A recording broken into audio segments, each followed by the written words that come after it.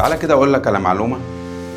بص كده، الفاصل ده اللي بين السيراميك لما ينزل معاك مكمل في الارض بالشكل ده ويطلع على اللاين بتاع صندوق الدفن ويطلع معاك كده لحد فوق، دي من الحاجات اللي بركز عليها. وتعال نشوف كمان اللاين ده كده ماشي معانا ومكمل في الحيطه دي كده، شكله بيبقى جميل جدا ومنسق في الارض مع الحوائط، بيدي تناسق وتفاصيل صغيره جدا بتفرق معاه.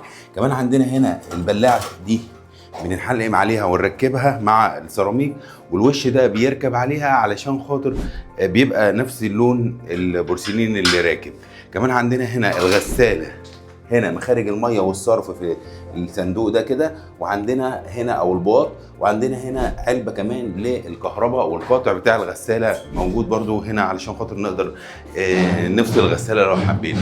الخوارنقات دي كمان معانا بنقدر نشتغل على الرخام في الجزء ده، نشوف رخام يمشي ماتشنج مع البورسلين اللي موجود، ناخد الثلاث خوارنقات دول مع ارضية الشاور في الجزء ده عشان نقدر نشتغل يكون شكل الحمام شيك. عندنا هنا كمان في اول بلكونه، فالحديد ده قبل ما نركب الالوميتين علشان خاطر تكون حمايه ومش منط للشقه. دي من الحاجات المهمه جدا اللي بنركز عليها واحنا بنشطب.